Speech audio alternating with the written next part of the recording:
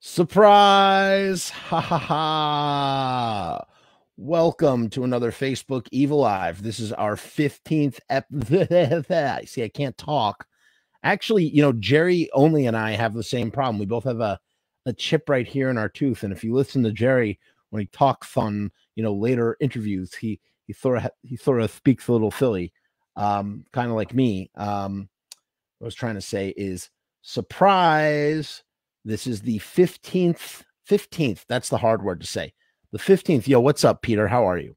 This is the 15th episode of Facebook Evilive. We've been doing this for 15 weeks, people. Holy shit, 15 weeks.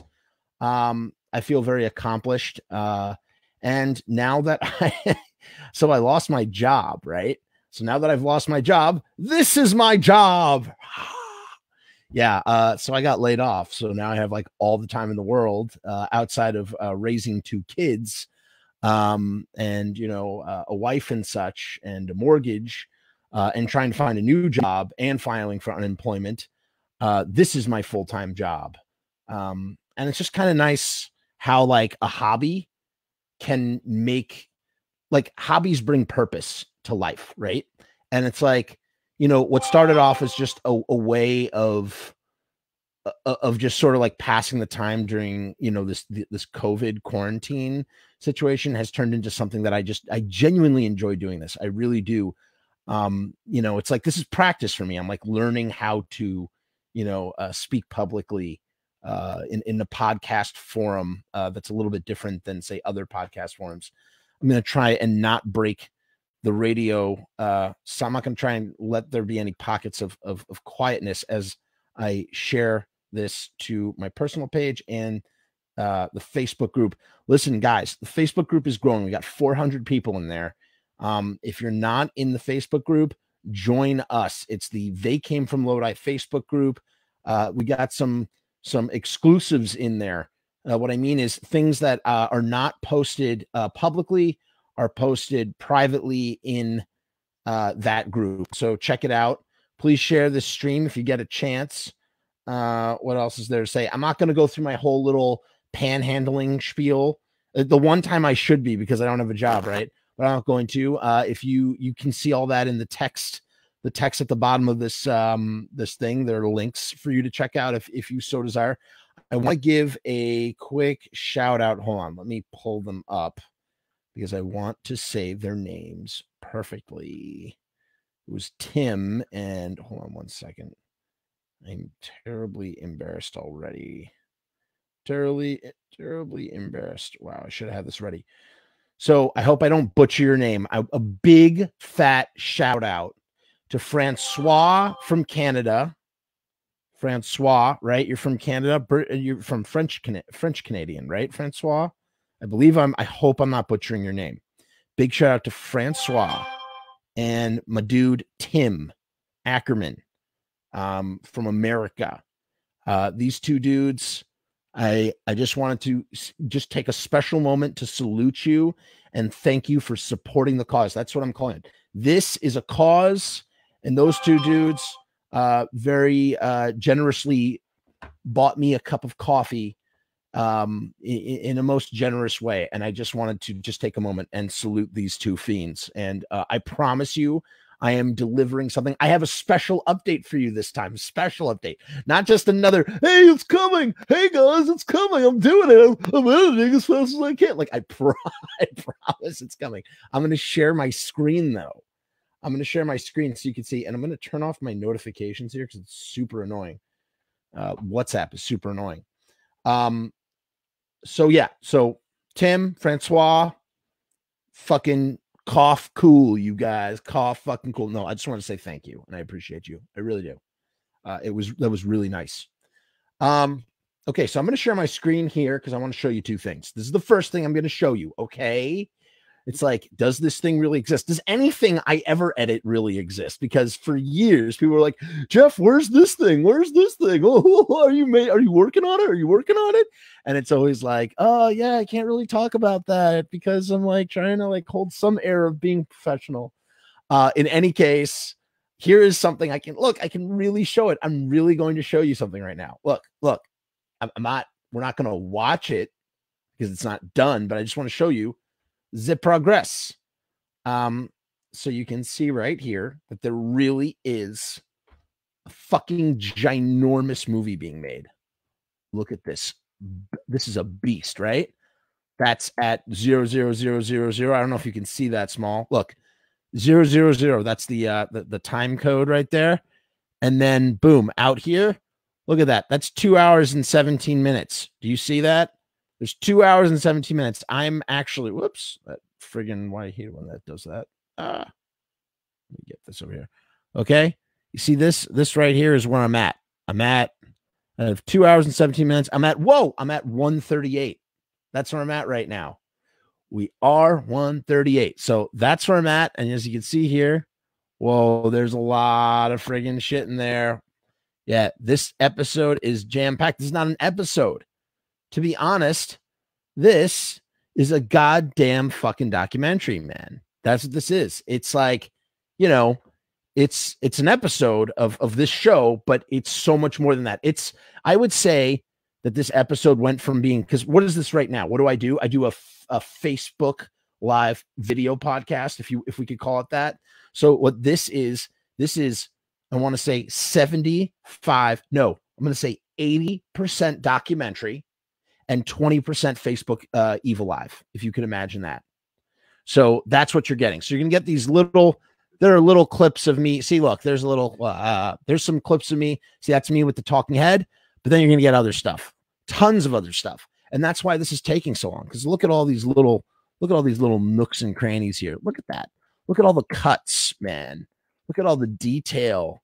It's all in the timeline, but it's so big. It's such a, oh wait, what's that gap? Why do I have a gap here? You know, what's funny. I could almost edit live while I'm doing this. Wouldn't that be crazy? Oh, we have a little gap there and I didn't even realize it. Oh boy, I need to get back to that. Wow. Good thing I did that scrubbing. Okay. So as you can see, there is a lot going on here. But it is totally worth it. Peter, it is nice. Nice isn't the word.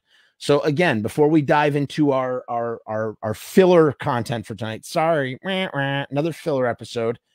Before we dive into but it's good filler. It's really, really good filler.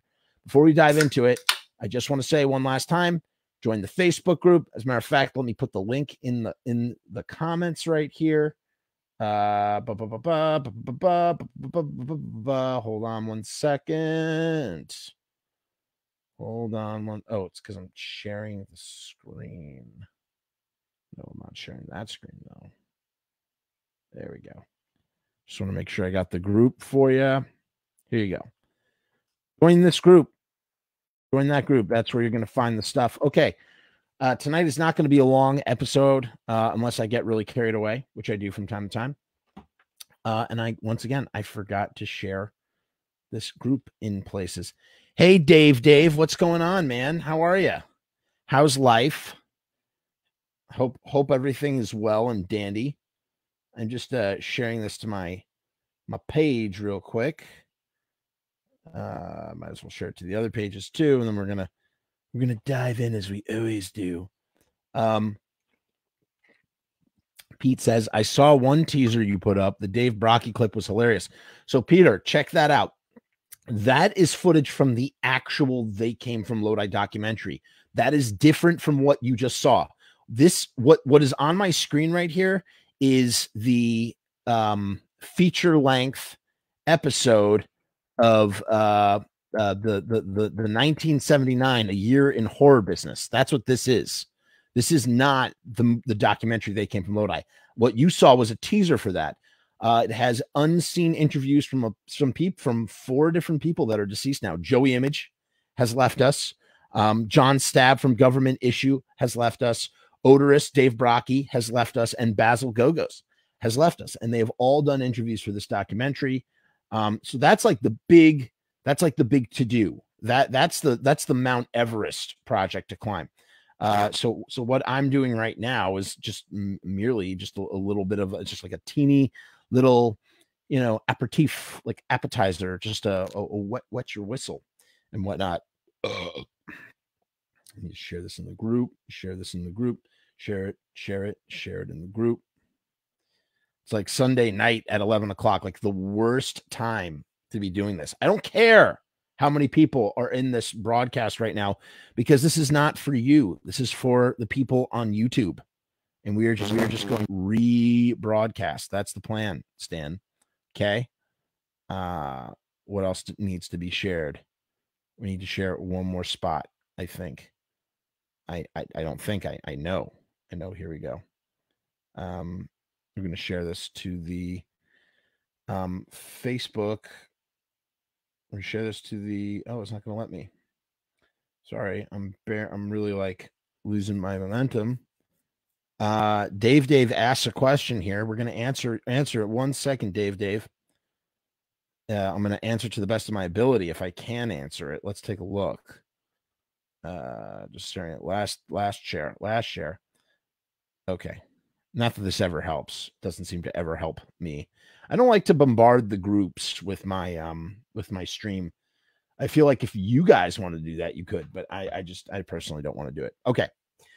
Dave asked, Jeff, I got a question. You said Danzig didn't like Doyle's guitar tone. Where did you hear that? I'd love to hear more about that.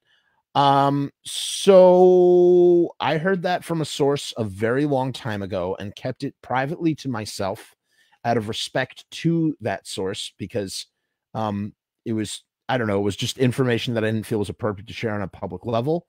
However, said person, or Doyle himself, has said it. He said it in a few different spaces. If you look on YouTube, there is a rundown of Doyle's guitar rig, and he talks about it. He openly talks about it in that episode about Danzig not digging his guitar tone.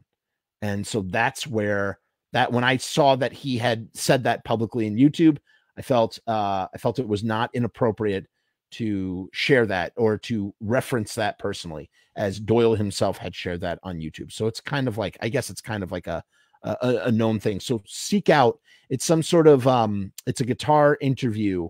No, it's like with Ultimate Guitar, it's a YouTube clip. It's a YouTube video. It's like 28 minutes. And it's very interesting, especially if you're in the, like if you know stuff about guitars, if you're a guitar tech guy, you want to check that out, because it's just a lot of interesting information about fucking Doyle's guitar and how Doyle does things and yada yada yada, 1 2 3 XYZ, you know me, elemental P. So yeah, so the episode is on its way. This is, like I said, this is not the documentary. They Came from Lodi is a page for a documentary. Facebook Evilive, which I do on the They Came from Lodi page, is kind of like a Misfits video podcast that has slowly developed over the years. You know what I'm saying? Over the months. Although I got to tell you, I think I did the first one in March and it feels like forever. Doesn't it feel like forever now? 15 weeks. That's a long time. How many months is that? That's a bunch of months. Okay. Now, Dave says, wow, I know Doyle uses bass guitar amps and stuff. I wonder how many arguments that causes.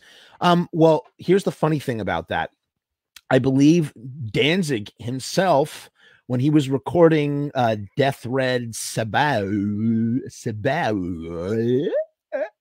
when he was recording Death Red, he too did something very similar. He was playing guitars through bass amps. The Beatles used to play guitars through bass amps. Matter of fact, I think it was the Beatles who invented that.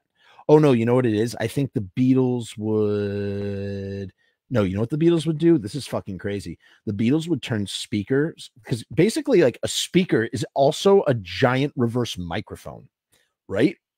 When you reverse some sort, again, I don't know the technology behind it, but when you reverse some sort of like electrical signal stuff inside of a speaker, any speaker, the speaker on your cell phone, speaker on your cell phone can turn into its own microphone. And so what the Beatles did is that they reversed the whatever of whatever, and it allowed them to record through a speaker as if it was a microphone. And that has nothing to do with Danzig using bass cabinets to record Death Red, but as far as I know, he did that as well. So I don't think that is necessarily, I think it might just be his guitar. his guitar tone. I don't know. I personally have never been a big fan of the Annihilator or the Abominator. Is that his guitar? The Annihilator and the Devastator, right? Doyle's is the Annihilator guitar and Jerry is the Devastator bass. And I've never been a fan of either, if I'm being honest. I just don't like the sounds that come out of them. We are going to do a future episode about George Germain. It's going to be very, very fringe. I wouldn't call it a filler episode because George Germain is a very important person in the Misfits mythology. However, it's going to be, I don't know what it's going to be, but we're going to talk more about, I've spoken about it here on previous episodes. We'll talk about, Jerry and, Doyle's, guitars and stuff and what they would do back in the day before they started designing their own guitars. Okay. That is that, said the cat and the hat. Let's start here. So I'm going to pull up. So brief intro of what we're about to dive into. This is an article from Diabolique Magazine, written by a guy I consider him a friend. He's a movie. I don't know if he's a writer. He's a writer. I don't want to call him a critic. Is he a critic? Jerome, are you a critic? I don't know if he'll watch this, but Jerome, I've never said your last name out loud. Jerome Reuter. Is that how you spell your last name? Jerome Reuter wrote this Children of the Atomic Age horror, The Misfits. And I thought it was a great read. It's nothing new. It's not reinventing the wheel. By the way, speaking of reinventing the wheel, let's just double back real quick. That's something I wanted to touch on. So once again, we know this is not the fucking Misfits documentary. This is just a tribute to Joey Image that's morphed into a retrospective just about the year 1979. However, there is like all of this material is known material. You know what I mean? It's not unknown, but it's presented in a completely like new kind of way. It's presented in a different way. Okay. It's not just the same old rapper that we've seen. It's a brand new dimension. And I'm trying to do it through video, and I'm trying to do things like, for instance, in the group, if you join the group now, if you're not a part of the group, but join the Facebook group, the link is in the comments here. I posted a video of this. Let me see. You know what? Fuck it. Maybe I should try and play it. Let's see what would happen. Well, I don't want to get it taken down, but it'll be really cool to kind of play. Let me see if I can pull this sucker up. Yeah, there it is. So, so we go back over the show, the Irving Plaza Halloween show, the interview we did with Tony Matura. I brought that back, but I really changed it around. I did a lot of extra editing and stuff on it. And in addition, part of I thought it would be a fun exercise. It was like, I'm going to try and recreate a song from this show. So what does that mean? It means like, I don't have any actual elements from that show, but what I'm going to do is I'm going to take still photographs that were taken that night, right? I'm going to take the photographs. I'm going to take a song from Max's Kansas City, the Christmas show. In this case, I took Where Eagles Dare, right? Took Where Eagles Dare. And what I did was I actually sped it up. And when I sped it up by 10%. It made Danzig's voice sound really high. So Dan's like, we walk the streets at night, we go where he goes there. And so that wasn't good. And so what I did then was I pitch shift it back down. So it's like, so now it's just we walk the streets at night, we go where he goes there. So it's like kind of normal, but it's like a little bit like punkier. The energy is better.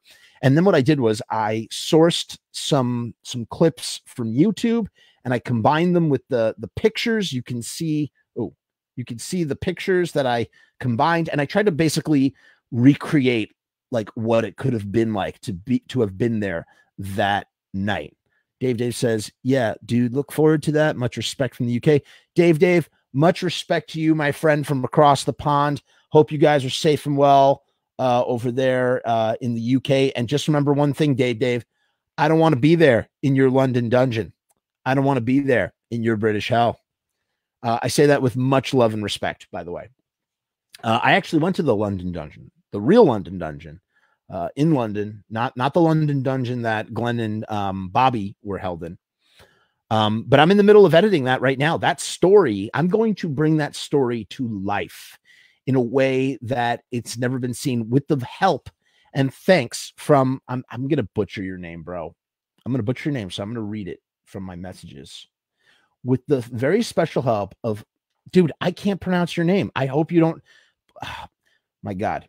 This is my friend you're from Argentina, right? From Argentina. I'm going to feel so bad if you're not from Argentina. My friend Marquisi Miliano, who runs the Gore editor, the Gore it's like an online comic thing. Don't worry, there's going to be plenty of links to his stuff. This guy is such a talented artist. I mean, phenomenal artist. So stoked. And he does like these Misfits comics. And so, I mean, that's going to be featured when we talk about the story of London Dungeon. However, we are going to add an additional element. It's going to make things take longer, but it's going to make things feel so much more definitive. It's going to be such a treat. People are going to you guys are going to fucking love this. I really think you will.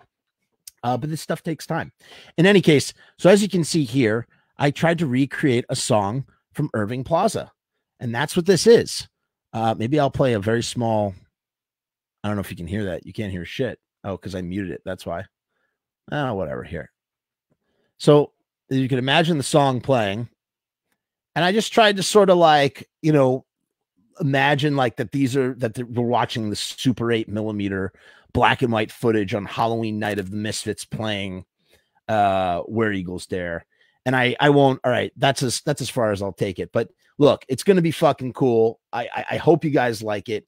It's not a real music video. It's just supposed to be kind of like a historical recreation of a very important and iconic show for a very important and iconic band. And then the other thing that we do is as we're going through the year 1979, we sort of offshoot into different topics. The Fiend Club comes up. Pogoing comes up. New York hardcore comes up. So these various things, Glenn's songwriting. So like we kind of do these little offshoots and we go off on these little tangents. How Glenn would work with other musicians, in the way that he would, teach them the parts of songs. Some of them may be a little long and indulgent and kind of like we really deviate from the narrative, but I promise you it is it's going to be so worth it. And if you are a Misfits nerd, a Misfits fan, just like me, and I know you guys are, you're going to fucking so appreciate it. You're going to fucking love it. You're gonna appreciate all the minutia. This is minutia times 11. And so, yeah, this is again, the title is 1979, a year of horror business. All right, let's get into the meat of tonight, because it's already 11:29, and God, I hope this doesn't take forever. Okay, let's see. So what I want to do is I'm going to do a riff, which means I've decided I've defined what is a riff. A riff is the following, right? A riff is when I'm reading something to you, which we've done in the past. We like read stuff, but then I riff on it. I like go off and be like, so I'll do something like that. Ready? Children of the Atomic Age Horror, the Misfits. And I will try not to like screw up reading the way I did with Sean Garrison's piece, which, by the way, this ties into Sean's Little Fiend thing. My God. I can't recommend the Apple Bubbly Seltzer enough. This episode is brought to you by Apple Bubbly Seltzer. No, we don't get paid for this. Okay. Just going to add a little light there. A little. Yeah. Okay, go. Friggin' 11:30 on a Sunday night. Jesus Christ. Okay. Children of the Atomic Age.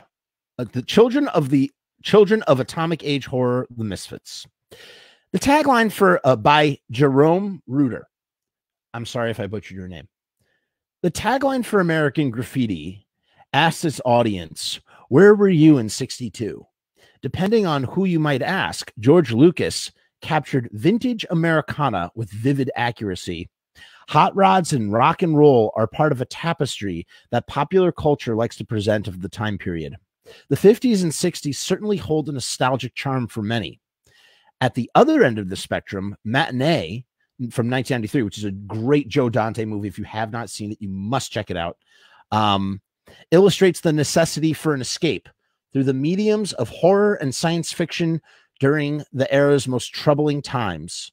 As the safety of the free world hangs by a thread during the Cuban Missile Crisis, Lawrence Woolsey, played by John Goodman, a carbon copy of William Castle, who's famous for things like The House on Haunted Hill, The Tingler, all movies that were probably in Glenn Danzig's diet growing up, debuts a feature film amidst the Cold War paranoia, and it takes place in Florida, on a right near a military base at a old timey theater.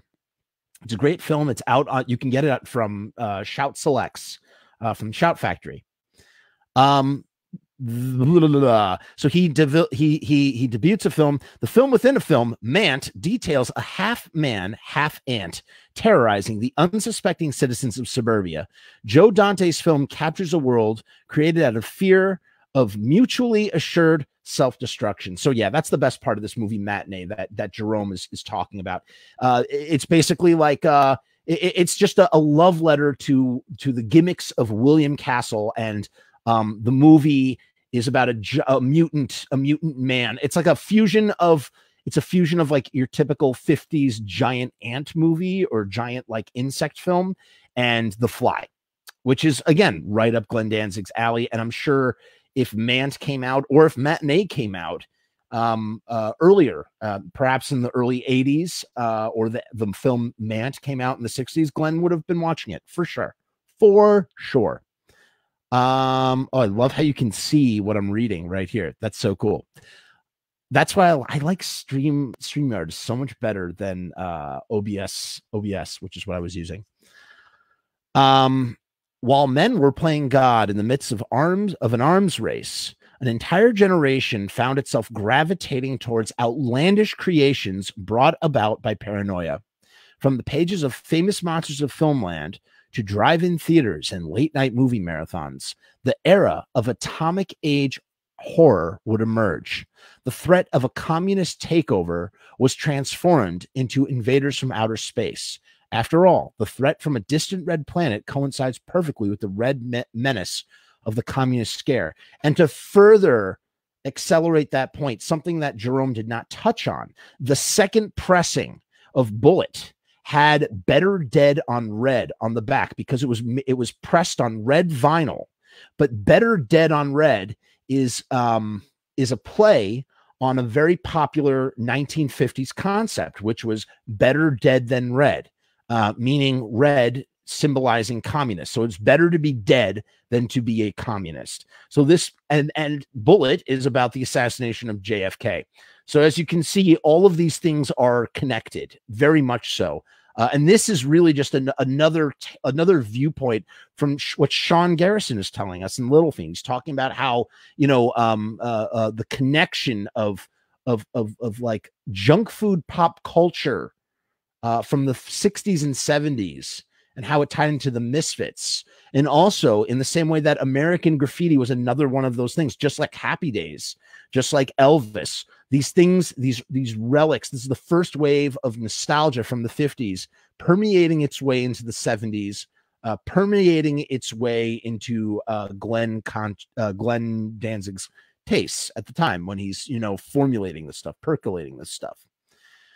Atomic age pop culture would later manifest itself in the form of a band called the Misfits, an important part of the American horror tradition.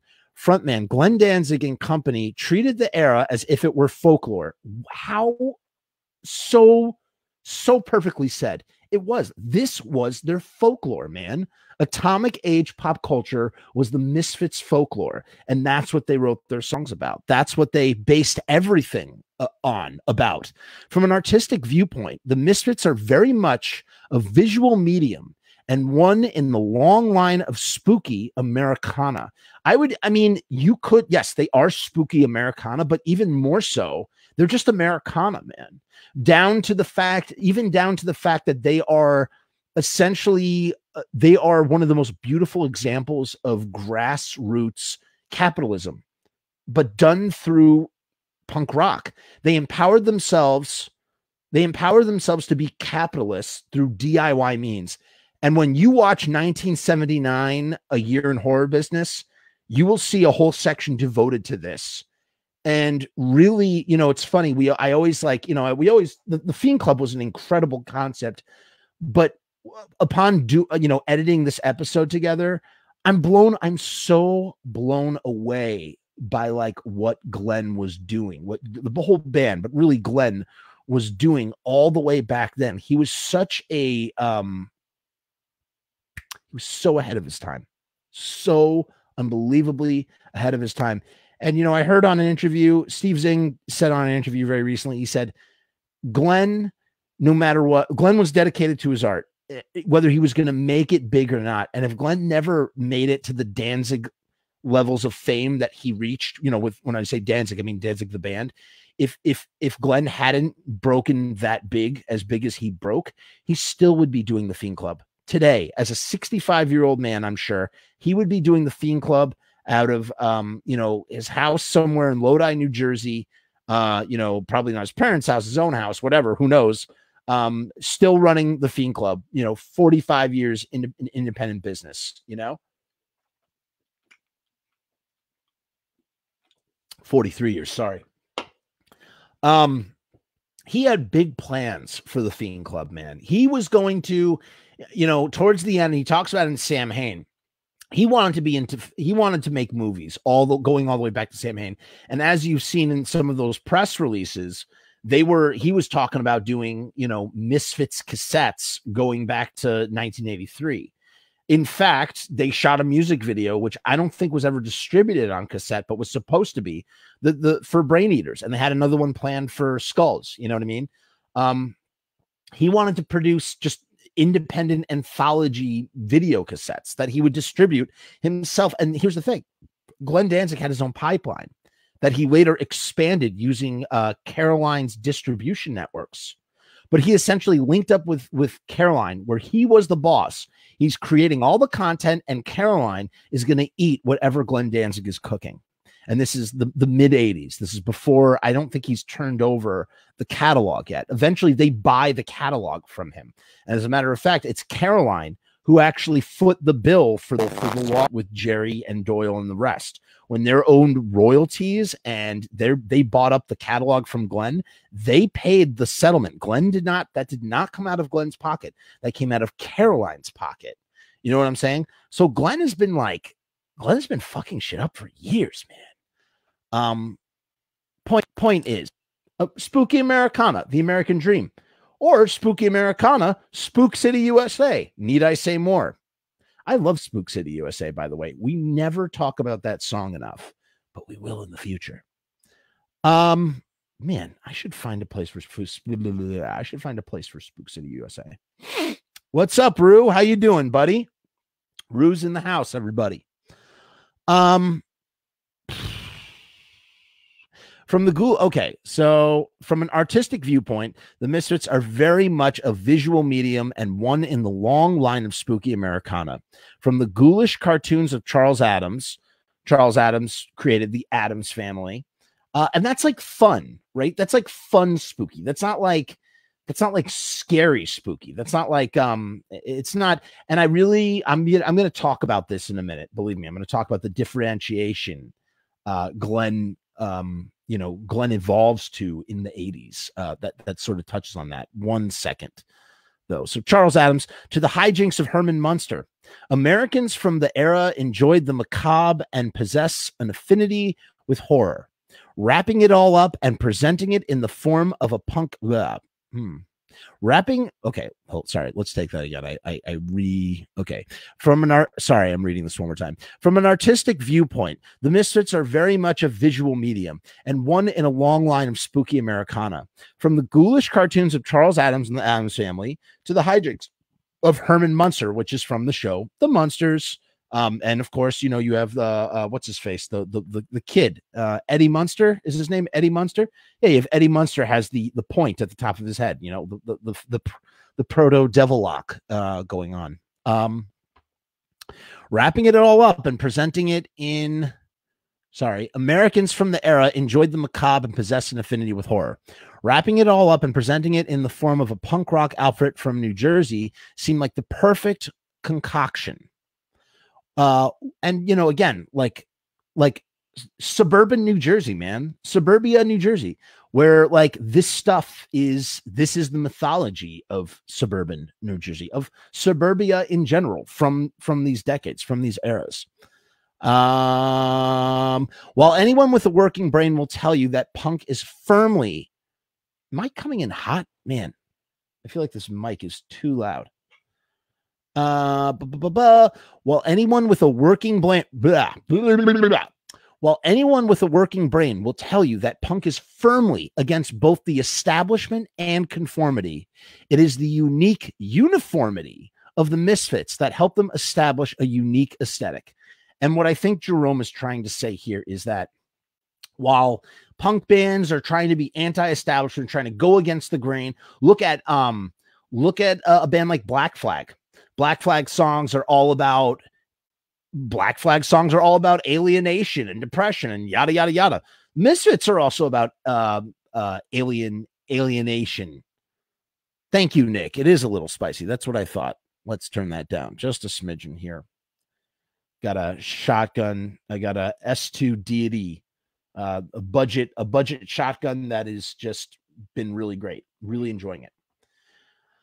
What was I talking about? You're right. So while anyone with a working brain will tell you that punk is firmly against both the establishment and conformity, it is the unique uniformity of the Misfits that helped them establish a unique aesthetic. So, you know, you have a band like, I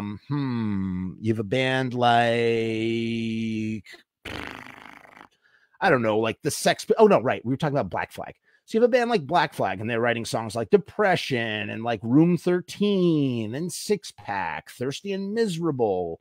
They have a song called TV Party, and TV Party is all about like, you know, how mindless and stupid. I mean, TV Party is the antithesis of the Misfits, man. And here are these two bands that have like an affinity with each other and like, you know, toured together and did shows together along with the Necros.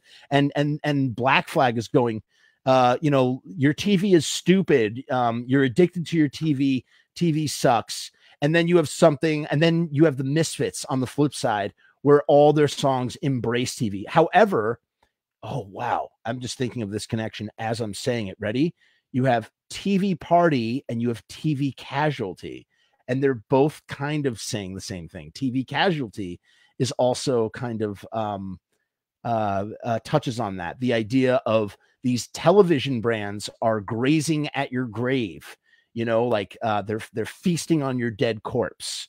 Babies in prison, they call it a womb.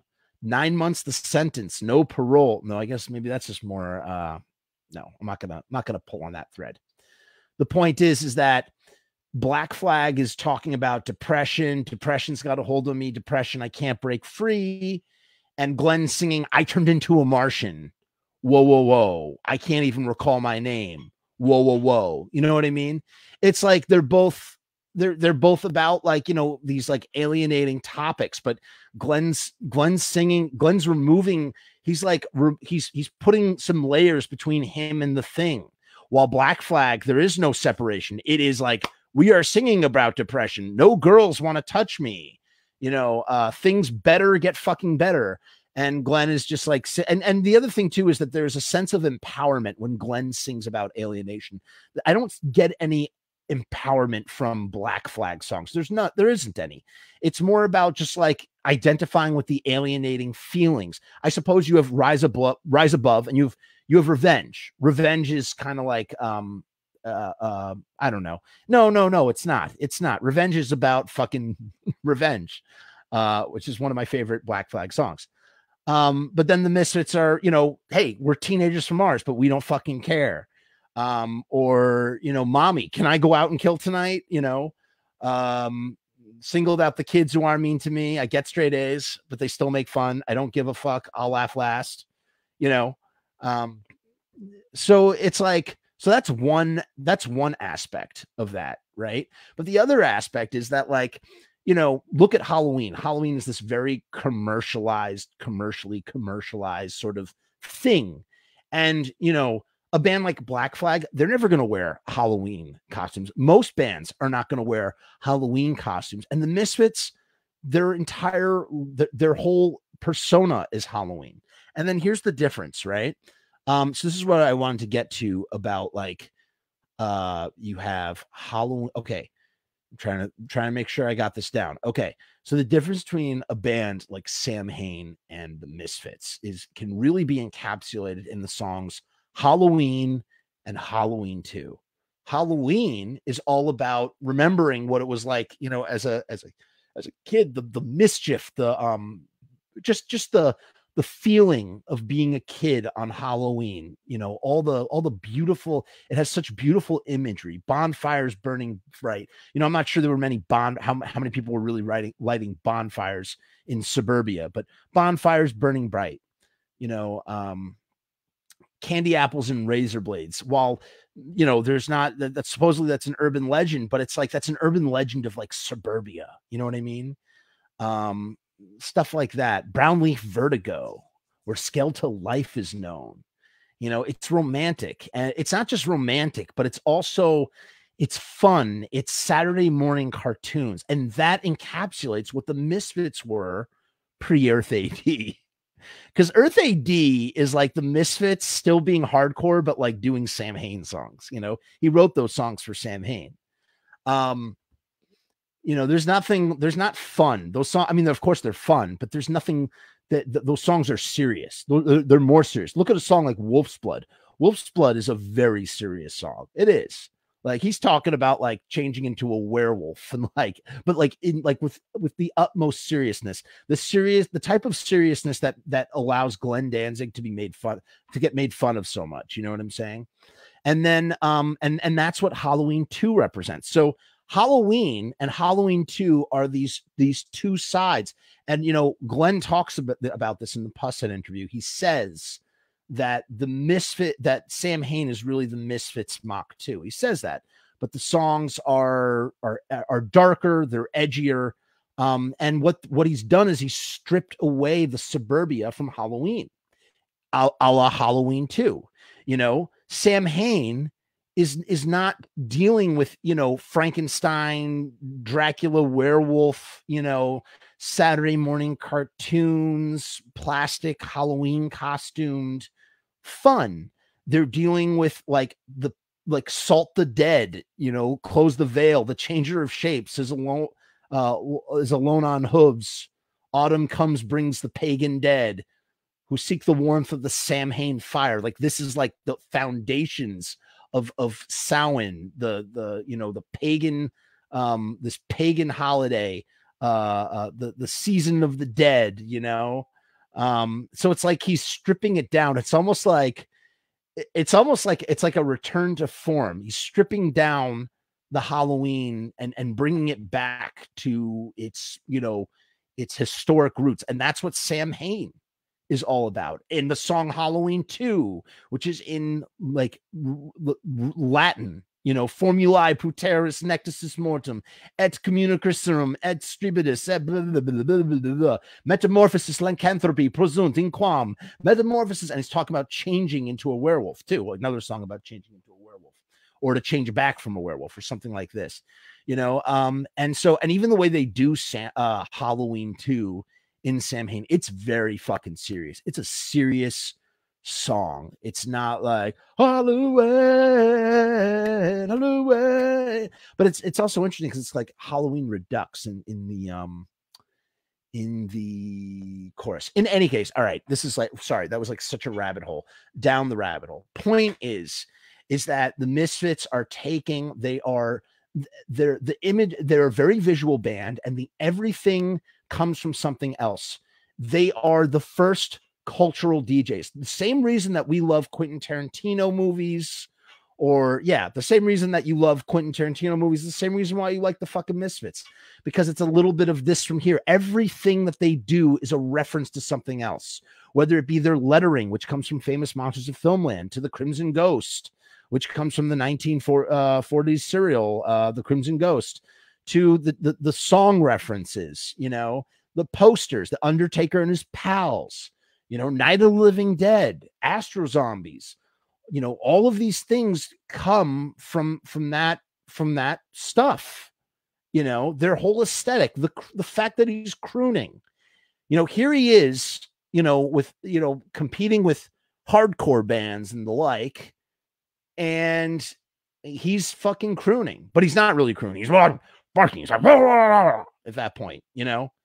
But those songs on the records are not, you know, well, maybe not Earth AD. All right. Earth AD is, let's not talk about Earth AD. One day we will do a whole episode devoted to Earth AD. So I think this is a great point that Jerome has made. I first met Jerome, the writer of this article. He reviewed my first feature-length film, Romeo's Distress. It was my very first review as a filmmaker, getting my film reviewed, and it was his very first writing a review. And he liked the movie. He gave me a good review. I was very pleased. It was awesome. And he did my first imprint interview in relation to my original work. I'd done one interview right before that. So Jerome and I go back a ways in that sort of way.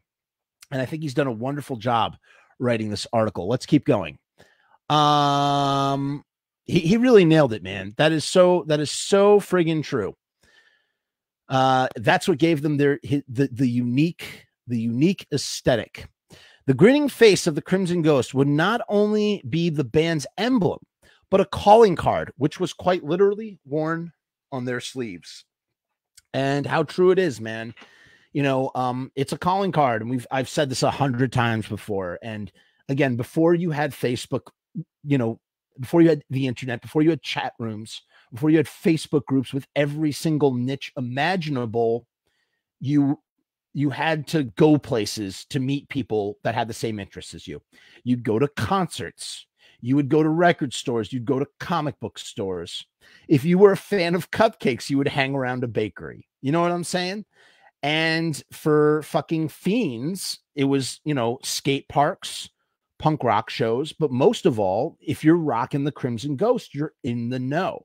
Now, even to this day, rocking the Crimson Ghost, you would suspect that someone would be in the know, although there is a good chance that they might not actually listen to the Misfits, because the symbol has transcended. Even rappers, they were coloring in the gold teeth on the Crimson Ghost, and rappers were you know, wearing the image. They didn't know where it came from, or you know, that's wrong. Maybe they didn't know where it came from, but a lot of people did not know where it came from. And they're rocking it. So today you can't just go up to anybody and be like, "Yo, bro, you down with Crimson Ghost?" In the same way that the the Juggalos, my other favorite. Again, I'm not a Juggalo. I don't listen to psychopathic music, the Psychopathic Records music. But I do appreciate the fraternity of Juggalos, and you know, oh yo, you're down with the clown, whoop whoop. You know, it's the same way with the Misfits, man. You know, in a weird kind of way. I have often said that I've said, no, I haven't often said, but I've said in the past that Kiss is like Insane Clown Posse for classic rock. You know, it's the same thing. See someone with a Kiss shirt, yo, Kiss Army, bro. Yeah, Kiss Army, bro. It's fucking fraternity, man. You know, you see someone that's into the same shit as you, and you're instantaneously bonded. You know, you're instantaneously bonded by that shit. And I don't know. I just think it's really freaking great. Because art is so often an extension of reality, the Misfits touched upon important moments that helped shape this. What he writes here is fucking brilliant. This is brilliant to me. Truly, truly brilliant. Fucking fellow fiend. Exactly, Rue. A fucking fellow fiend. That's why we're all buddies. You know what I mean? We're all bros. I love this next point that Jerome makes in his article. Are you ready for this, guys? Because art is so often an extension of reality, the Misfits touched upon important moments that helped shape Americana as we know it. And we've talked about this a little bit in some of our previous episodes. She, one of the group's first songs, chronicled one of the most shocking moments related to the counterculture. I don't know if I agree with that, Jerome. I don't know if that's one of the most shocking. It was a big news item in the 70s. And it does play into, Glenn talking about how, like, the early shit, like he would be writing songs about like true crime, about real life, the image of heiress Patricia Hearst, who would later become one of John Waters' cast of characters. She's in all of John Waters' later films. Armed with a machine gun and involved with the paramilitary SLA, sparked immediate controversy. Glenn Danzig's opening lyrics of "She walked out with empty arms, machine gun in her hand," immediately brings the event to life. As Americans, we're devoted to both the cult of personality as well as celebrity. Nothing truer can be said about the Misfits, man. First of all, the Misfits themselves as a band benefit greatly from the cult of personality. Everybody has a cult of personality. Again, Glenn reeks of cult of personality. It's like here's a dude who, first of all, this dude, as I just said earlier, this is a dude who takes himself so incredibly seriously that the opposite effect has happened, and he gets made fun of all the time on the internet because he takes himself so seriously. Russell, what's going on, buddy? Welcome. Thanks for joining us. We're talking about some cool shit. We're talking about the cult of personality of Glenn Danzig. Kevin Smith has a cult of personality too, but it's a different kind of cult of personality. And he also has, part of the magnetism of the Misfits is it's besides the music, besides the imagery. It's the legend. It's the mythology. It's all the stuff they did. It's the cult of personality that they cultivated through their crazy exploits. A lot of punk bands have done a lot of crazy shit over the years, but none of it compares to the folklore that has, come from, the story of the Misfits. As Americans, we're devoted to both the cult of personality as well as celebrity. Perhaps no two figures embodied the atomic era more. And this is where Jerome is just right on the money. And I'm sorry, I'm burying the lead. This is where Jerome is right on the money, just nailing it home. Perhaps no two figures embodied the atomic era of pop culture more than Marilyn Monroe and Jonathan Kennedy, JFK. While one would embody sexuality and set the standard of beauty that many would adhere to, the other would be a symbol of hope for the free world. Their deaths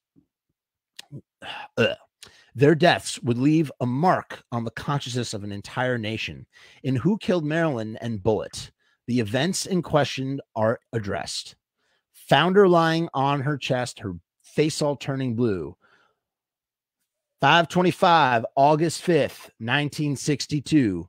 Found her lying on her chest, her face all turning blue. Her body all turning blue. It's her face all turning blue. You think it was an overdose, but it wasn't. Could it have been the Kennedys? Was it LAPD? It ain't a mystery. Baby, not to us. Baby, not to Glenn. And so, Who Killed Marilyn depicts the tragic end to a life lived in the spotlight, and one often discussed by conspiracy theorists. Bullet is itself a double-pronged attack on the establishment.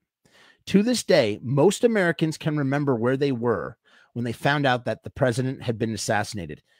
Kennedy's assassination was the 9/11 of the 60s, one of them, right? At least the early 60s.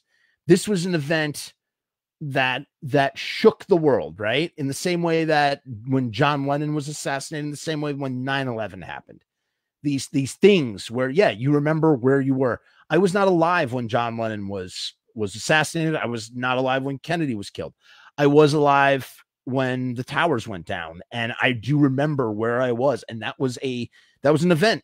that I, like all of you, we all lived through that shit. You know what I mean? It was crazy. And so here's two symbols here's two symbols of America, of Americana, one of beauty and one of hope, both killed before 1963, right when Glenn was growing up. So Glenn, not only is Glenn celebrating spooky Americana, not only is Glenn celebrating atomic age pop culture, but Glenn is also writing about the death of Americana, or death of the Americana as he knew it growing up as a child. You know, as a child of the 60s, you know, first Marilyn Monroe, the most beautiful movie star in the world, and then the free leader of the world, who both were banging each other, both dead, right? Texas is an outrage when your husband is dead. Texas is an outrage when they pick up his head. Texas is the reason that the president's dead. Ridicules the tragedy. At the same time, you got to suck, Jackie, suck, demeans Jacqueline Kennedy, considered by some to be royalty. Now, again, I wanted to take it one step deeper, Jerome, and we've talked about this on a previous episode. I know, I'm just like redundant. Maybe it's just that there's not that much talk about the Misfits. There's not that much to talk about when it comes to the Misfits. And I'm just starting to repeat myself. The snake is eating its tail. Eventually, one day, we're going to run out of stuff to talk about. It's going to happen some way, you know. We can't talk about, we're not going to talk about the new Misfits all the time. But yeah, so Jacqueline Kennedy, you got to suck, Jackie, suck. Again, that it demeans Jackie Kennedy, but it's demeaning Jackie Kennedy because Jackie Kennedy sold herself. She prostituted herself to Aristotle Onassis, the Greek shipping magnate. We talked about this, and it's his cum is the life source, and the only way to get it is to suck or fuck. The only way to stay. I mean, she married him a few years after JFK died. This is how she, you know, stayed living comfortable. She stayed living comfortable by whoring herself out to this dude who was, you know, 30 years older than her, and inherited his fortune when he died. You know, a few years later, he died in the 70s. And so she lived sitting pretty. So yeah, so you got to suck, Jackie, suck. The harsh tone in which the lyrics are presented defrocks the queen, as it were.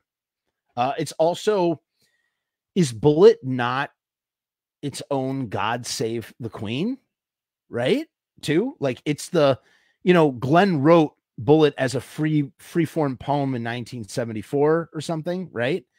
But was Glenn inspired further to write Bullet as a response to God Save the Queen, She Ain't No Human Being, you know, the Sex Pistols? And so he's like, well, I have some things I want to say about the Kennedys, you know. There's no moment in history more important to the widespread distribution of media than the television. And that's true. And that's where, again, you know, Static Age, TV Casualties, about to talk about these two songs, you know, all of this stuff soaked into their brains and then regurgitated through this underground punk rock music from New Jersey suburbia. Horror and science fiction had a new platform. The Outer Limits, Alfred Hitchcock Presents, and The Twilight Zone all showcased a multitude of stories that were subversive as they were entertaining. In Static Age, the Misfits described their existence as a byproduct of this dominant form of media. This is the Static Age we live in. Our eyes crisscross, hold, and gaze. Illustrates the control and servitude that television creates with its audience. We're all blue from projection tubes. We're all blue from projection tubes. Like, it is pretty fucking brilliant. Talk about economic commentary. You know, I mean, people say that, like, people think that the Misfits are not deep. You know, I asked Rocky, Jerry and Doyle's brother, when I interviewed Rocky, and, you know, I'm going, oh my God, this is so great. I got the guy. This guy is probably the closest I'm ever going to get to these other guys. I'm never going to get an interview with Jerry. I'm never going to get an interview with Doyle. And I'm never going to get an interview with Glenn. If I was going to get an interview with one of those three, it would be Doyle. but I'm not holding my breath there. He's just probably the most, I would say he's probably the most accessible, maybe. I don't know. Maybe Jerry. No, probably not. Probably never. But I had Rocky. Rocky is Jerry and Doyle's brother. Rocky toured with the band. Rocky was there from the fucking beginning through Jerry. Maybe not so in depth as he was in, 80, 81, 82, 83, 79, but like, Rocky was there from the start. And when I asked Rocky, I'm going, oh man, Rocky is going to tell me about, he is going to fucking dish. He's going to tell me what this song is about and what this song is about, as if Rocky knew what the songs were about, but like, again, it's Rocky was not writing the songs. Jerry was not writing the fucking songs. Doyle was not writing the songs. Glenn was writing the songs. Maybe things were being contributed here or there. Maybe Jerry was throwing a line here or there. Bobby is definitely, as I talk about in 1979, A Year of Horror Punk, that Bobby, the Bobby is finessing a lot of that guitar work. Glenn is a skeletal guy. He's a structure guy. He's a songwriter guy. He is not an instrumentalist. He's a multi-instrumentalist, and he can play each one of these instruments. And he's actually a pretty good fucking drummer. Glenn is a pretty good drummer. He's a good bass player too. But he's not a guitarist, man. He's a front man. And his hands feel awkward and wooden when he plays guitar stuff. That's why it's not a it's not a three-piece, man. Or it's not there's not two guitars there's not two guitars, a bass, and a drum. It's the standard Black Sabbath, Who, Ramones setup: guitar, bass, drums, singer. That is the Glenn Danzig format, right? But yeah, we're all blue from protection tubes. Equates the phenomenon to infection. This theme, I mean, I don't even think, Jerome, I'm not going to lie, that comes off a little negative. Not negative, but like, I don't think I don't think that's something that they feared. That's what I mean to say. I don't think the Misfits feared that. I think the Misfits are celebrating that. It's almost like, this is just what we are. We grew up in front of the fucking TV, and we're all fucking blue from the projection tubes.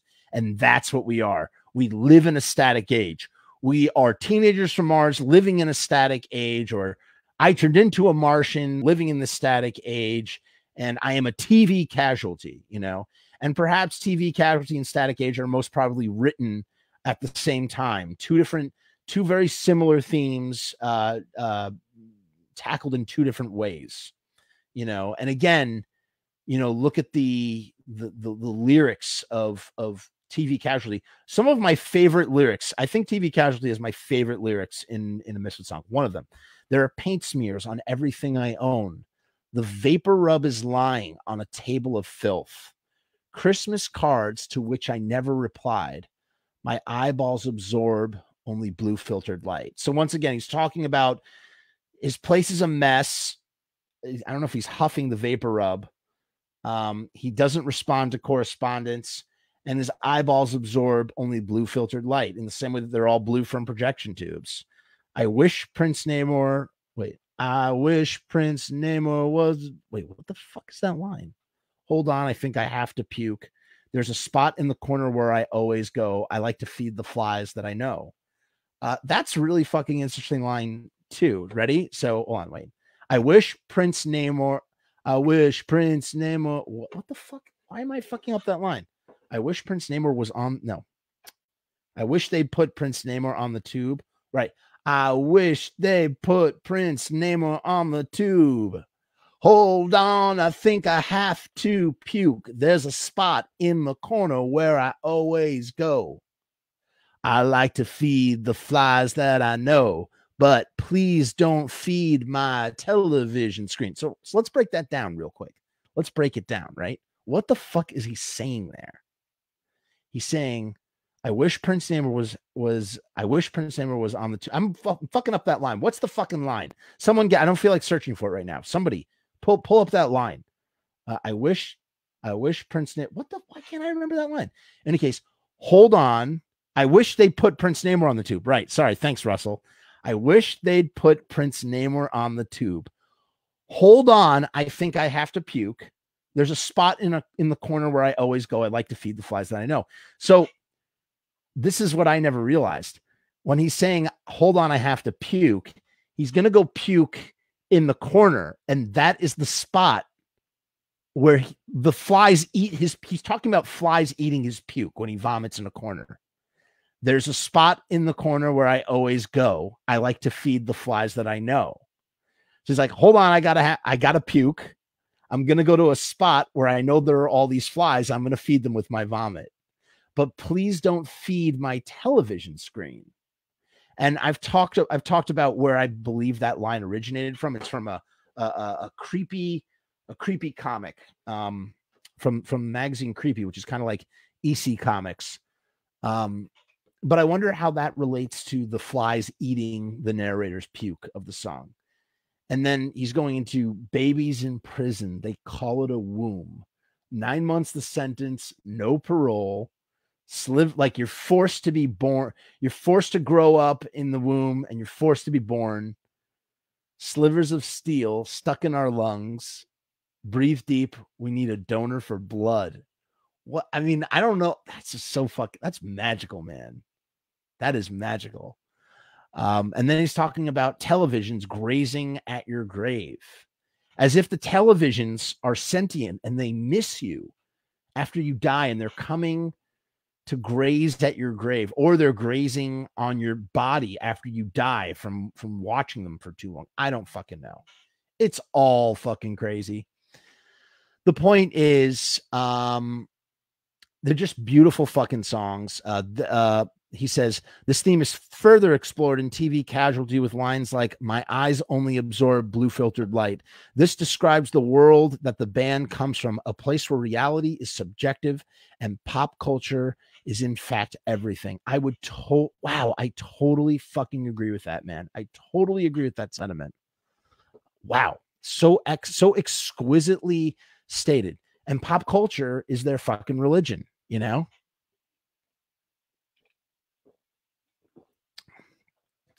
Years before Elvira, Finnish-American model Mila Nurmi. I've never said that name out loud. I've read that many times. I've never said it out loud. Mila Nurmi portrayed the role of Vampira, widely known to many for her appearance in Ed Wood's Plan 9 from Outer Space. And Plan 9, obviously, Glenn, that's where Glenn got his record label, Plan 9 from Outer Space. She became known to a legion of young horror fans as the late-night movie host. The Vampira show featured Nurmi introducing a variety of films and drinking cocktails which emanated smoke. The whole scenario, while deeply entrenched in camp, further brought sexuality and horror closer together. Now, another thing to note about Vampira before we move on is that she also had her own Diabolique. She kind of had a Diabolique thing going for a while. And I'm sure that played into the creation of the Diabolique as well in some way, shape, or form. The Misfits would later meet Vampira out in LA when they were doing an in-store record signing on tour. And there you can see the photos and they're super stoked that she's there. And it's, you know, it's the early 80s and she's, you know, washed up. She's not what she once was. And, you know, but they're having a great time.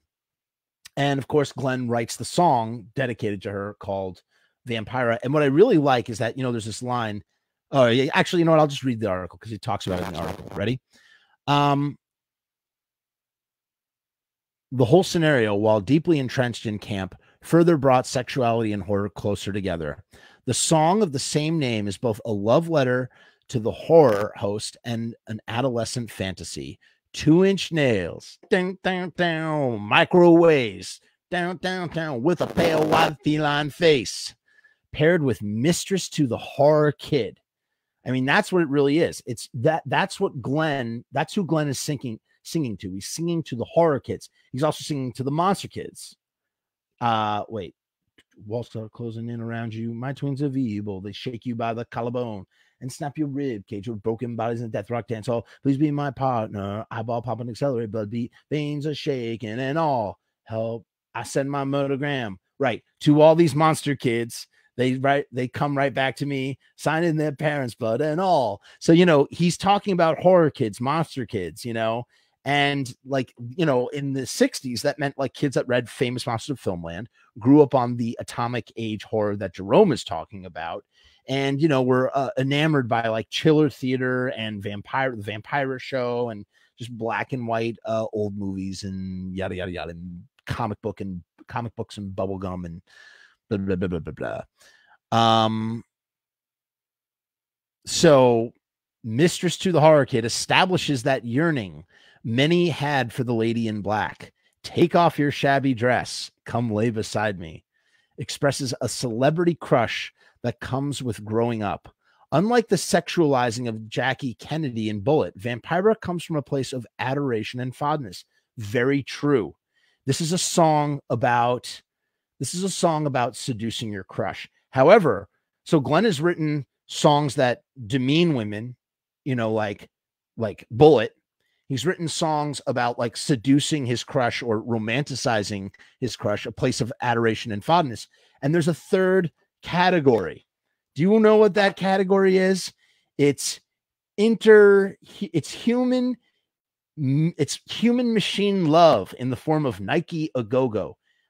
Nike A Go-Go. Nike A Go-Go is like, you know, it's a song about a dude fucking a missile. It's a song about a dude making love to a missile. And we're going to break that down. I'm not going to do it tonight because it's like late and I'm almost at the end of this article and I'm going to go to bed, even though I don't have to wake up for a job tomorrow. Yeah, but Nike A Go-Go, definitely, we need to explore that song because there's some really interesting lyrical content there going on there. So anyway, when you look at older releases, it becomes apparent. Okay. So songs such as Vampira are what separate the approach towards lyrical content that the old lineup of the Misfits had versus I'm not reading this right. Songs such as Vampira are what separate the approach towards lyrical content that the old lineup of the Misfits had versus or opposed, Vas opposed. I don't know what that means. Vas opposed to the reunited lineup without Glenn Danzig. When you look at older releases, it becomes apparent that the songs are being written by someone who has a genuine love for the subject matter. And that's true. Glenn is writing from a place of deep-seated love for the subject matter. The reunited lineup had no shortage of songs dealing with horror cinema, and to their credit, wide variety. Which brings me back to Rocky, Glenn, Doyle and Jerry's brother, and what I was saying, and I went off on a tangent. So Doyle and Jerry's brother Rocky, when I asked him, I said, "What is this song about? What is it?" He's like, "Oh no, you know, the songs are literally about their things, you know." So Rocky kind of thought that Night of the Living Dead was about the movie Night of the Living Dead, which it was, but you know, he took every song at face value, which I thought was fascinating to me. That was, and I think that's what Jerry and Doyle did. Jerry and Doyle never, ever read into the subtext of what Glenn was trying to do with the songs. However, they did have their own subtext in the form of Christianity. And so all these new songs, you know, even though a lot of them are based on horror movies, from them to Pumpkinhead and later The Devil's Reign, they're also songs about Christianity. They are a Christian metal band. Those songs, Resurrection and Blacklight and Don't Open to Doomsday and Dead King's Rise, these are songs that are about Jesus Christ. Again, nothing wrong with Jesus. If that's your bag, cool, man. Christianity, fine with that. Not knocking it or anything. I respect everybody's bag. I'm not a Christian. I'm a Jew. But you know, I'm a Larry David Jew, cultural Jew. Point being though, that they did have subtext, but it was not the same pop culture subtext, you know. They're just taking movies and writing songs. Jerry was obsessed. As I said, Jerry was obsessed with trying to get writing a song that would be on a soundtrack to a movie. Scream, Forbidden Zone is for Lost in Space. Bruiser wound up on the Bruiser soundtrack, actually. But he endlessly tried to make that happen. When looking at the newer material objectively, it almost seems disingenuous and done out of obligation rather than deep admiration. And that's true. Jerry has a formula, right? He has a fucking formula. He keeps to the formula. Well, we got to write a song about Friday the 13th. And we got to write a song about Freddy Krueger and Land of the Dead. You know, that was another one he tried to do, Land of the Dead. He wanted to get that song, Land of the Dead. And he wrote two versions. He wrote Twilight of the Dead and Land of the Dead because he wasn't sure what George Romero was going to do at the time. Many of the songs were simply named after movies and appear to be pandering to expectation. Well said, Jerome. That I believe that is the case. I'm going to get to the comments. I see two comments below. We will get to them in a minute.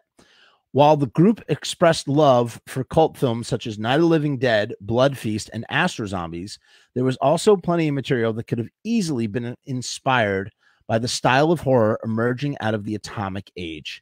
Teenagers from Mars, for example, could have easily come from the mind of Ted V. Michaels. And at first, I have to apologize to Jerome.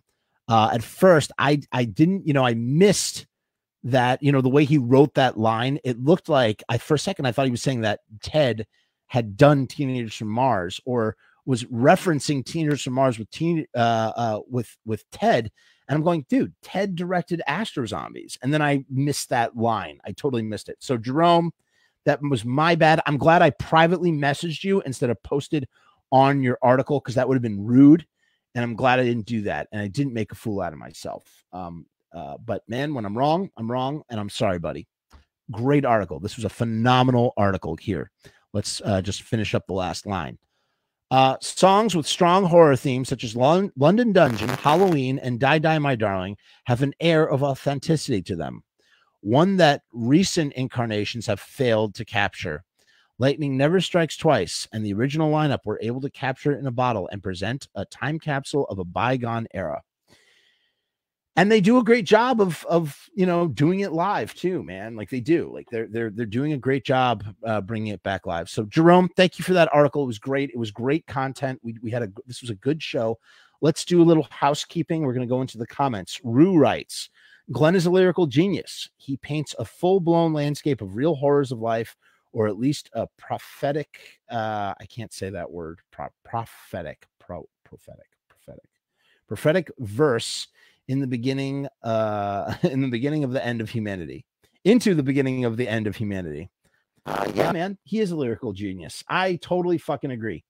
And that, honestly, to be honest with you, that's what my idea was for the second long form video after 1979. I was thinking about picking out some songs and doing like breaking down the lyrics and the references that are in the lyrics. I figured that might be a really interesting video, but it would require a lot of work and time that I'm going to be super spent after I do this 1979 thing is done. I'm going to take a break. I'll be still doing these episodes every week, but I'm going to take a break from doing a heavy one for a little bit, and then we'll do another one. I've got a couple of filler things we can do in the meantime. I've been using the F word a lot. I feel bad. John says, I always got the impression that Bullet was Glenn's hate poem for the Kennedys, Camelot, etc., based on his affection for Marilyn Monroe. You could say the same about Who Killed Marilyn. Obviously, when he calls them out on their where he calls them out on their shit, literally. Yeah, Vampire was about adoration, but acknowledgement as well. By the time the song was written and recorded, the mainstream had long forgotten about her. That is very, very true, man. That is so true. But I don't think he was doing it. He wasn't writing Vampira because he wanted to necessarily bring attention to Vampira. He's writing about it because to him that's what he finds beautiful. He's writing about it because that's what he that was the mistress to the horror. He's writing an ode to the mistress of the horror kid. But yeah, it does it's still, what you said is still valid. It does bring acknowledgement, but I don't know if that was his intention to bring acknowledgement. That's what I meant to say. John also says, Jerry chooses very mainstream topics. Glenn was the go-to guy, obviously, for the Misfits DNA. So, I mean, look, Jerry, Mars Attacks, let's go to Mars Attacks for a minute. Let me see here. So it's Mars. Mark's Attacks, Mars Attacks lyrics, right? Hold on. Let's just go to this. Jerry was like, "Oh, I want to write a song about Mars attacks," you know? And then he like pulls out, he had like a trading card set. And so he wrote this song from the trading card set. Their eyes for many centuries peered in from space. Sincere the hope, they wise believed they could teach a race. But yet on Mars a darker side, like all things that God made, the tribe of war would heed them not. Earth they must invade. I mean, you know what it really is? It's a metal song. It's like a cheesy 80s metal song. Did the music from Mars Attacks come from one of the Christ songs? Can anybody tell me that? I don't know. I'm sure that was one of the Christ songs. See the fire in the sky. Oh yeah. See the fire in the skies. See them devastate their land. Mars Attacks. The warlord chief command. The humans fight and die. A planet laid to waste. Monsters invade the earth from space. It sounds just right, like Christ the Conqueror. It's right, Rue. It totally does, man. It really does. Like it's not. It's like a. It's a fucking metal song. This is why I've never thought the new Misfits. I've always thought that they were like a metal band. I guess like, you know, it's funny. They're a metal band that influenced horror punk. Horror punk is not metal per se at all. Oh, there are some bands that really go for that Misfits Mach 2 sound. It was then in our darkest hour, when everything seemed lost, the hearts of man would not concede, no matter what the cost. They forged a sword. They forged a sword of sound and steel upon the Martian doors. The voice of war will thunder there, and Mars will be no more. Wait. The Martian cities fall to see the death of the warrior tribe. Great. I love the way Graves sings the song. It's pretty fucking good. It's pretty funny. Mars Attacks. Now the planet won't survive. Did they ever do this song live? I guess he does that song live for his new tour or whatever.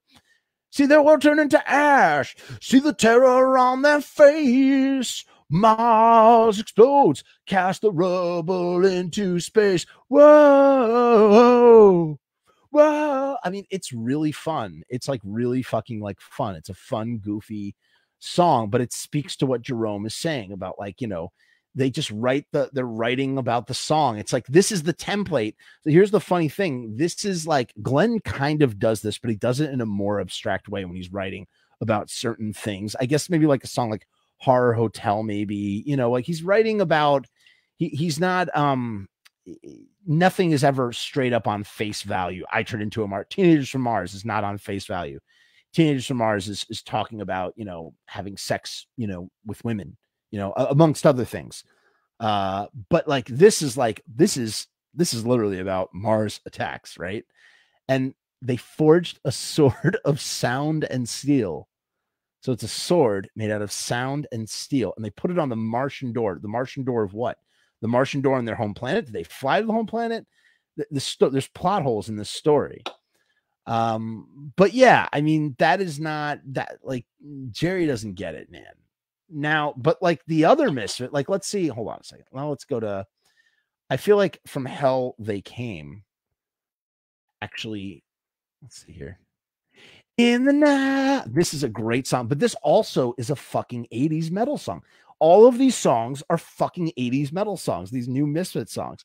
In the night, I hear voices calling. They seem to speak my name.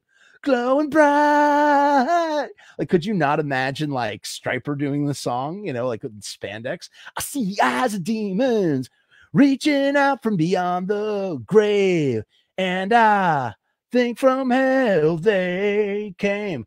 Dark the night, their cry so lonely, feel their need inside. I mean, This is a pretty good song. I mean, this song is probably akin to like Ghoul's Night Out, in the sense of like, you know, this is a Ghoul's Night Out, suffer unto me, you know, we're going to eat human flesh. It's our destiny. Go, go, Ghoul's Night Out. Go, go, go. You know, I would say this is like their version of that in a way, right? I can't fight, but it's done as like an 80s power metal song. What else? Let's see. How about let's look at Blacklight.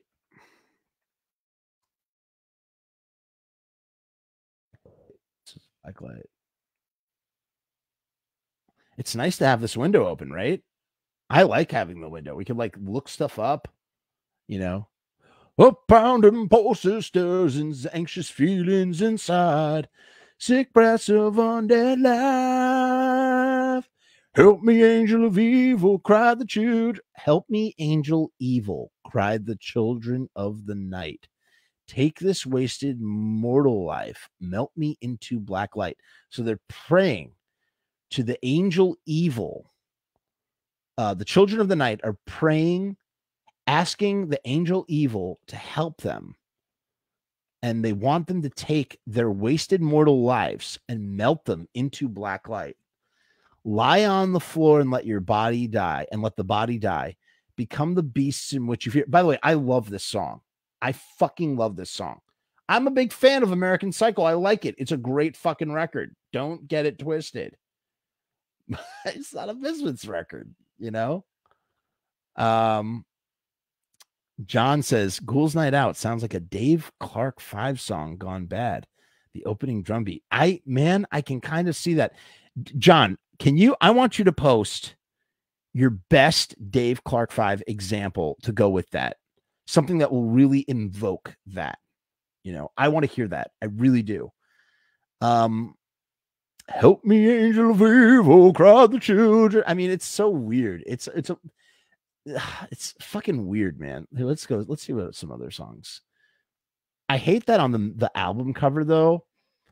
It says poster inside, and then it lists the songs. Like, why can't it just be this beautiful, you know, face, the, you know, poster of the Crimson Ghost? It just kind of annoys me. Let's see what else we got here. The Hunger. The Hunger is a great fucking song. By the way, we're pouring over these songs now because I want to compare it to that's what we should. Oh my God. I mean, no, it's uncomparable. Why would I even compare it? Why? Because they're both called the Misfits. You know, that's why. It's like when a fucking, like, God, it's like when you have like, you know, like the Italian sequels to like horror movies. Like, you know, there's like an Evil Dead. It's called like La Casa. There's like Evil Dead 4, 5, 6, and 7. And Dawn of the Dead has an entire zombie. Zombie is the sequel to Dawn of the Dead, the unofficial sequel to Dawn of the Dead. And it, you know, goes up to Zombie 6. You know what I mean? All these movies, they have right, there's the Evil Dead, but there's also La Casa. It's the Spanish house, you know, and they're never as good. Those sequels are never as good, but they take the name. They want to make money off the name. It sucks. The Hunger. We erupt in violence, destroy the silence. Our time has come. Go, go, go. We are the outcasted, ancient descendants, the ones who've been calling. And would you still die for the dead yet still living? Like, does that fucking make sense? Hold on. I'm not saying Glenn's stuff makes sense either, but I feel like every time Glenn writes something, he has meaning behind everything he says. It's true. Jerome is right. There's no substance behind this. Hold on. Ready? We are the outcasted ancient descendants, the ones who've been calling.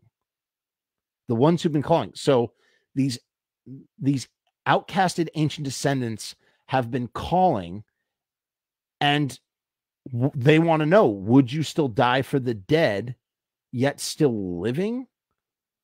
Starved of a time that's now come. Starved of the time that's now come.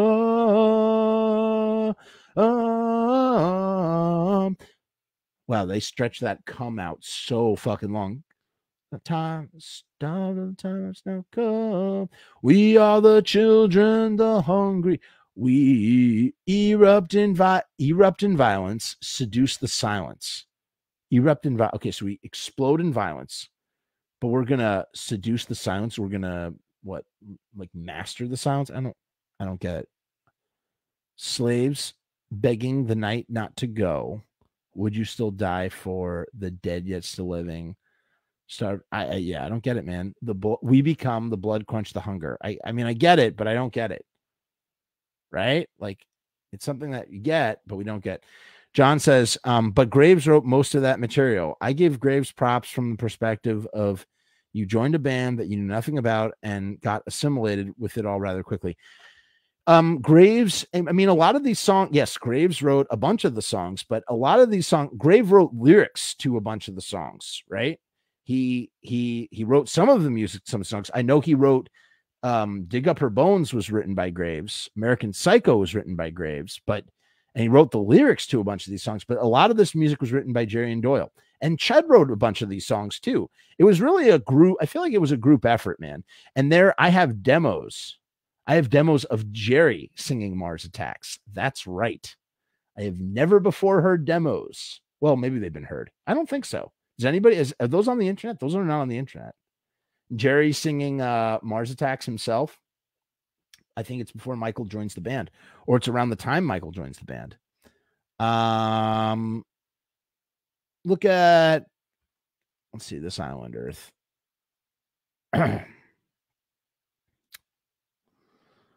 Furious Exodus walks along the maddening march of death with the Führer and the masses, whose supremacy is the dominion. Alien body is stiff and cold.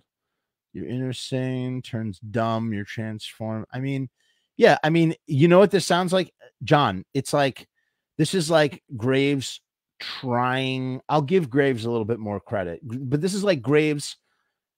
It's like Jerry saying, like, hey, write like Glenn. You know what I mean? This is locked up in a room. Human belongs in a cage.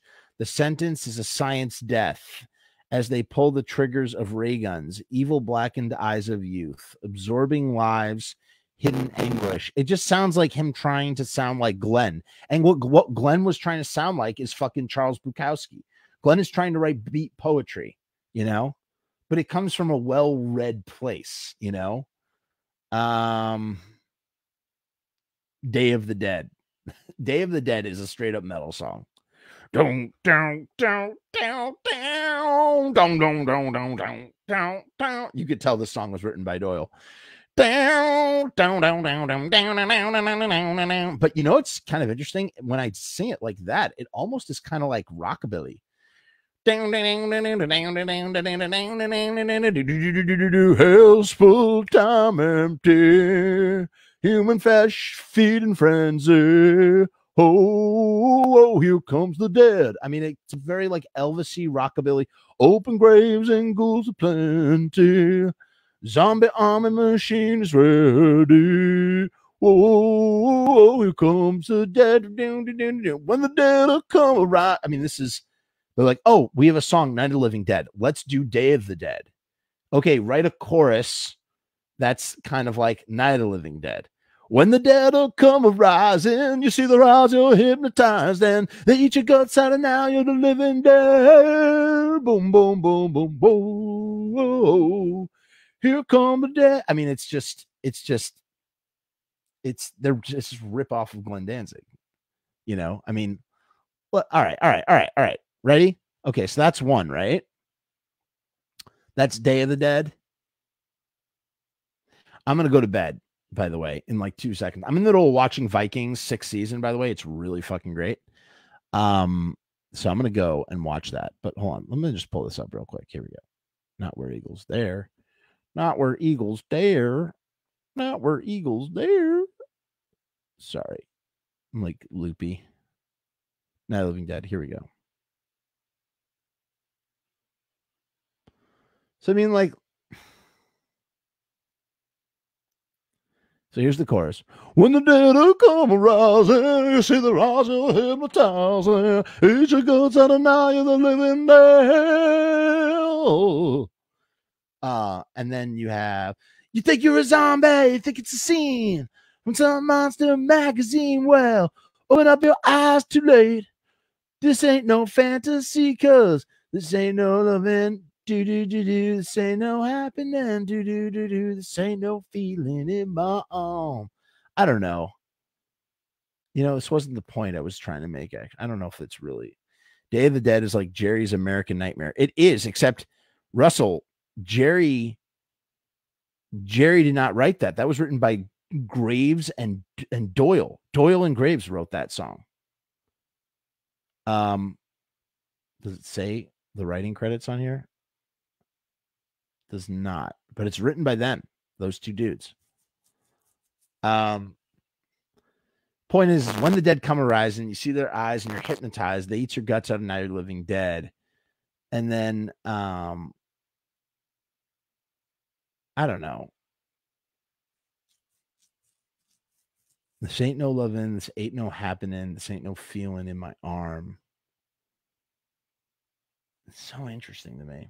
It's like, think of a zombie. You think it's a scene from some monster magazine. Well, open your eyes. Too late. This ain't no fantasy. Yeah, I don't know. It's just different, man. Rue says, too bad. Graves is a shitty singer. I think Jerry's a better singer than that cat turd. Had they called the band the Devilocks, they'd be better received by some old school fiends. That's just my opinion. Devilocks is actually not a bad name for Jerry. That's a good, like, if he's doing Jerry's Misfits thing, the Devilocks. I like that. And, I love what his son, Jerry Other, is doing. I love that he's like branded himself as Jerry Other. And he's like, okay, I'm not in the band anymore because the band is like really, truly reunited. And he's just doing his own thing, man. He's like doing what his father should have done a long time ago. He's put out a fucking record as Jerry Other. Whether the music is good, bad, or indifferent, it just feels very valid to me. I really appreciate that. Yeah, I don't know. I'm trying to plug in how this is mimicking Night of the Living Dead, but when I look at the lyrics, it's really not. When the dead come arising, you see their eyes and you're hypnotized, and they eat your guts out, and now you're the living dead. I guess that is supposed, that is kind of like a riff on, this ain't no loving, this ain't no happening, this ain't no feeling in my arm. You think you're a zombie, you think it's a scene. So it's like what it is. When the dead come arising, you see their eyes and you're hypnotized. Then they eat your guts out, and now you're the living dead. And it's just not as elegant as you think you're a zombie. You think it's a scene from some monster magazine.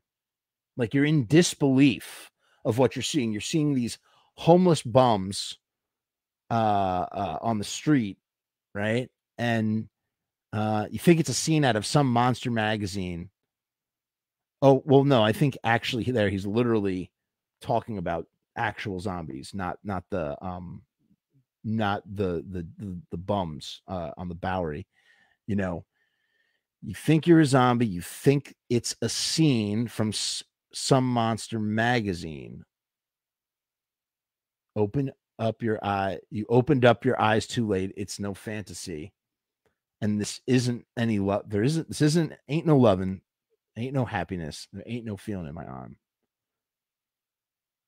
Does he say there ain't no happiness or there ain't no happening on both? I don't know. All right, guys. This was fun. I'm glad we did this. Almost fucking 1 a.m. Don't you all have work in the morning? My God. All right. Another great night. Thank you both. Thank you all 5 of you. So guys, I'm just going to keep working on it. Like I said, I don't have a job. I don't have a job right now. So this is my job. I'm treating this like a job. You understand that? This right here is my fucking job until it's done. And I will punch in, even though I'm not getting paid to do it. I will punch in every day and I will fucking toil away until it's as good as it can possibly be. And like I said, I'm near the end. I have this much left. Look, see this? I don't know if you can see from here. See where I'm clicking the playhead? all the way to there. That's it. That's all I have left to do, you know? And again, notice what's the time? It's, well, right there, it's 2 hours and 21 minutes, man. I mean, this is a fucking long beast. And I think I'm just going to put it out there. I don't know. I got to figure out on a good distribution strategy. I want this to go far. There are little segments that can kind of be broken up into its own content, you know? So do I put those out on YouTube first? I know what Russell thinks. Russell's like, dude, just give it to us in one chunk. I know. Thank you, Russell. I appreciate you guys tuning in. Again, this stuff is now, you know, this is what's keeping me sane. You know, this is what's giving me purpose and, like, you know, something to do. And I love doing it. I love I love hearing myself talk, and I love practicing talking in a public forum, even if it's a very, very small one. And as always, click on some of those fucking ads on Frumess.com, guys, or buy me a coffee or something. Peace and hair grease, everybody. Have a good one. That did not end.